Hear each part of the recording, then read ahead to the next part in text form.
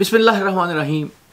معزز خواتین و حضرات، کے پی کے چیف منسٹر سہیل افریدی صاحب کمال کے آدمی ہیں، غضب کے آدمی ہیں. ان کا ہر ایکشن یہ شو کر رہا ہے کہ وہ ناراض بھی ہیں اور لڑنے کے لیے تیار بھی ہیں. ان کے منتخب ہونے سے پہلے D G I S P R نے ایک پریس کانفرنس کی تھی پشاور میں، اور اس میں تو یہ ایسے لگتا تھا کہ چاہے کچھ بھی ہو جائے گا سہیل افریدی جو ہیں وہ چیف منسٹر نہیں بن سکیں. لیکن اس کے بعد غالباً کچھ ایسا ہوا جس کی وجہ سے صورتحال جو ہے وہ تبدیل ہوئی، اور 2/3 میجورٹی سے سہیل افریدی صاحب جو ہیں وہ چیف منسٹر بن گئے.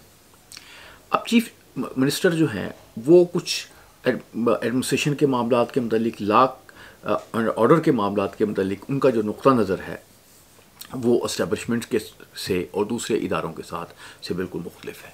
اس وقت صورتحال یہ ہے کہ افغانستان کے ساتھ پاکستان کے معاملات بہت خراب ہوئے ہیں. پاکستان کی یہ خواہش ہے کہ وہاں سے دہشت گردی جو ہے پاکستان کی سرزمین پہ نہ ہو. اگر دہشت گردی پاکستان کی سرزمین پہ ہوتی ہے تو پاکستان نے بالکل کھل کے کہا ہے کہ وہ پھر آخری اقدام بھی کرے گا، اور اس نے یہ اقدام بھی کیے ہیں. لیکن چیف منسٹر جو ہیں کے پی کے وہ یہ نہیں چاہتے. ایک اچھی بات جس پہ کچھ امید کی پڑی تھی وہ یہ تھی کہ کہا گیا کہ جب ملاقات کا معاملہ طے ہوا تو چیف منسٹر صاحب جو ہیں انہوں نے کور کمانڈر پشاور کے پاس جانے سے تذبذب کا اظہار کیا، تو کور کمانڈر صاحب ان کے پاس چلے آ گئے. تو اس سے یہ ہوا کہ شاید کچھ معاملات بہتر ہو جائیں. لیکن ابھی جو حالات خراب ہیں، جیسے انہوں نے یہ بڑا ایک عجیب سا فیصلہ کیا ہے. کچھ چیزیں جو ہیں وہ صوبے کے عوام کے مطابق سوچنی چاہیے، ان کے مطابق سوچنی چاہیے کہ اگر کے پی کے کی پولیس کے پاس بختر بند گاڑیاں ہیں، اچھی گاڑیاں ہیں، تو کوئی بری بات نہیں. لیکن وہ گاڑیاں جو ہیں وہ واپس کر دی گئیں، اور وہ سندھ اور بلوچستان کے جو لوگ ہیں وہ کہتے ہیں جی ہمیں دے دیں، ہمیں اس کی بڑی ضرورت ہے. تو یہ میں سمجھتا ہوں کہ بڑا مناسب فیصلے. لیکن ایک چیز بہرحال ان کے ساتھ ہو رہی ہے کہ وہ عمران خان صاحب سے ملنا چاہتے ہیں، لیکن ان کو عمران خان صاحب سے ملنے نہیں دیا جاتا. یہ ایک بڑی عجیب سی بات ہے کہ ایک صوبے کا چیف منسٹر جو ہے اس کو نہیں ملنے دیا جاتا. یہ کوئی اچھی اس سے کو تاثر لوگوں میں نہیں جاتا. لیکن لوگ کیا سوچتے ہیں یہ ایک اور بات ہے. لیکن چیف منسٹر کو ان کے بے بس ہونے کا احساس دلایا جا رہا ہے. بات یہ ہوتی ہے کہ یہ مختلف جو ادارے ہوتے ہیں، مختلف جو تنظیمیں ہوتی ہیں، یہ ایک ساتھ چلتی ہیں، کسی نہ کسی طریقے سے ان کا معاملہ ہوتا ہے. مختلف ادوار میں یہ رہا کہ چیف منسٹر اور تھا، پرائم منسٹر اور تھا. یعنی بے نظیر بھٹو جب پرائم منسٹر تھیں تو نواز شریف جو ہیں وہ چیف منسٹر بنے.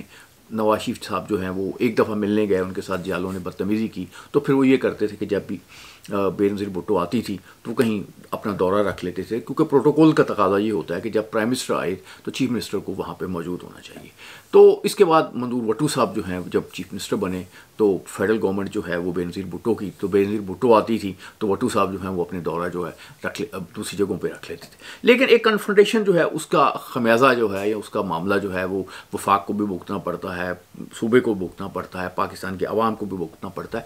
ابھی یہ ایک جو صورتحال وہاں پہ چل رہی ہے، یہ جس طریقے سے یہ صورتحال گمبھیر ہوتی جا رہی ہے، کیونکہ اب ایک حالت جنگ جو ہے وہ اس میں کے پی کے جو ہے وہ چلا گیا ہے، بلکہ پورا پاکستان چلا گیا ہے. کیونکہ خبریں آ رہی ہیں کہ اٹیکس بھی ہوں گے، اور پنجاب میں بھی وہ اٹیکس کی بات کی جا رہی ہے.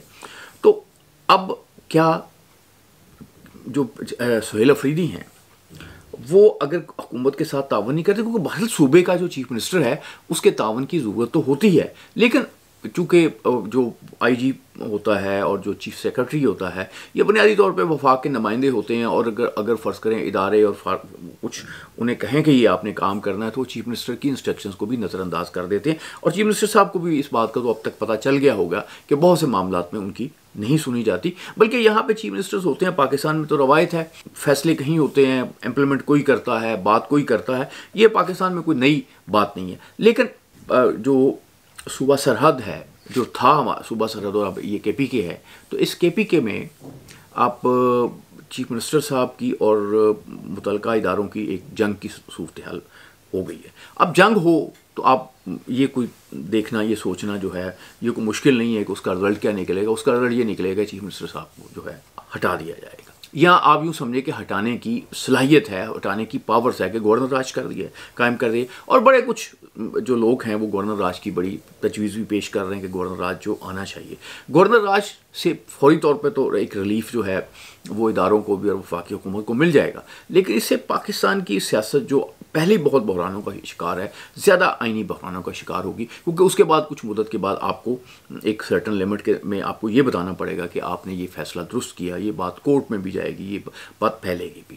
تو میں تو یہی سمجھتا ہوں کہ جو اب ہمارے ادارے ہیں اور جو ہماری فیڈرل گورنمنٹ ہے خاص طور پہ، اور جو کے پی کے کی گورنمنٹ ہے، اس کو ملک کے وسیع مفاد میں اور اس وقت کی جو صورتحال ہے اس کے وسیع مفاد میں کوئی اب افہام و تفہیم کا راستہ تلاش کرنا چاہیے.